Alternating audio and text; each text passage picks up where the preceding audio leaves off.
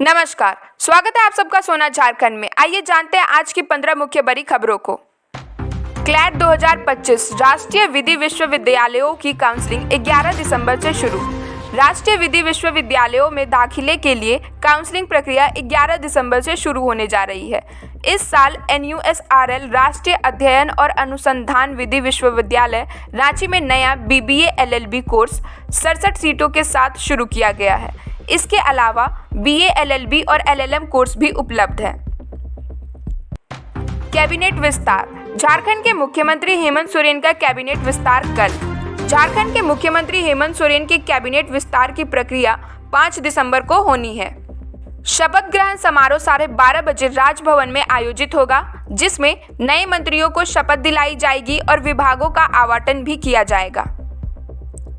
झारखंड आंदोलन सेनानी अपने बच्चों के लिए पुनर्वास और नौकरियों की मांग कर रहे हैं। झारखंड आंदोलन सेनानी मंच ने राज्य सरकार से आंदोलन सेनानियों के लिए पुनर्वास और उनके बच्चों के लिए नौकरियां देने की मांग की है।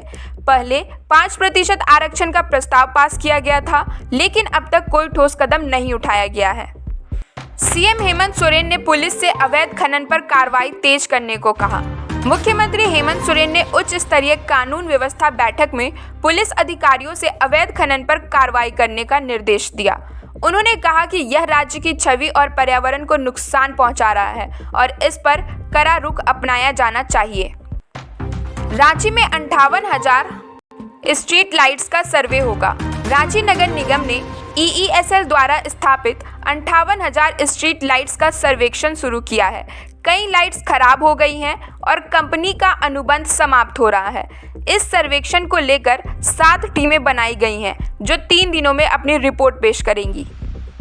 झारखंड विश्वविद्यालय। केंद्रीय विश्वविद्यालय के विकास में भूमि हस्तांतरण की समस्या।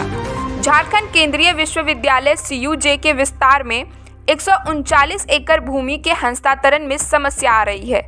कई सालों से भूमि हस्तांतरण प्रक्रिया की शुरुआत की गई थी, लेकिन स्थानीय ग्रामीणों और नौकरशाही के कारण इसमें देरी हो रही है।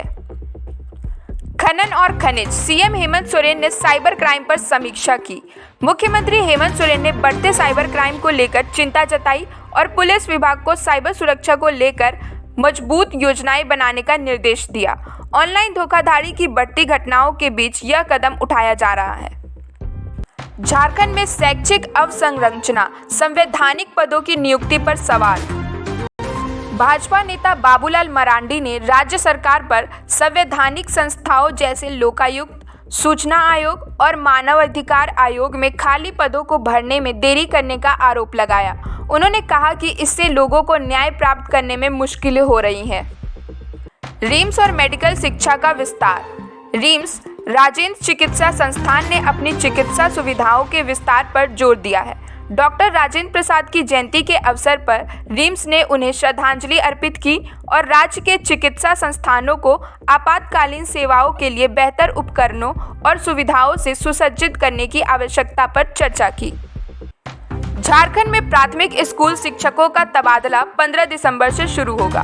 झारखंड में प्राथमिक स्कूल शिक्षकों के तबादले प्रक्रिया 15 दिसंबर से शुरू होगी।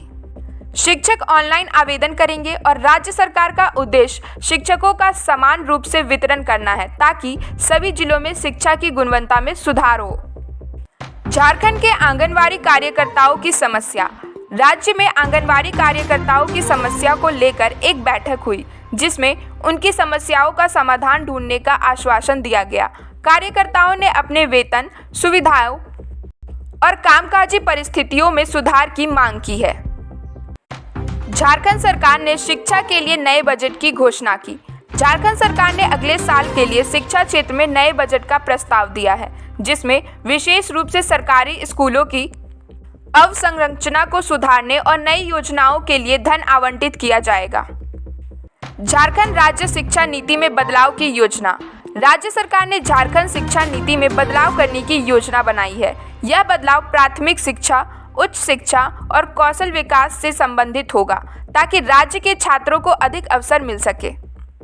राज्य में औद्योगिक प्रशिक्षण संस्थानों ITI की संख्या बढ़ाई जाएगी।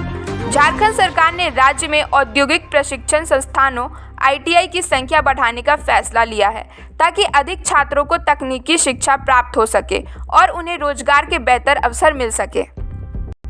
राज्य के स्कूलों में डिजिटल शिक्षा को बढ़ावा देने के लिए नई योजना। झारखंड सरकार ने राज्य के सरकारी स्कूलों में डिजिटल शिक्षा को बढ़ावा देने के लिए एक नई योजना की शुरुआत की है। इसके तहत स्कूलों में स्मार्ट क्लासेस और डिजिटल सामग्री प्रदान की जाएगी, जिससे छात्रों को आधुनिक शिक्षा प्रणाली से जोड़ा जाएगा। आज के लिए इतना ही। आगे के अपडेट्स के लिए बने रहे हमारे साथ। धन्यवाद।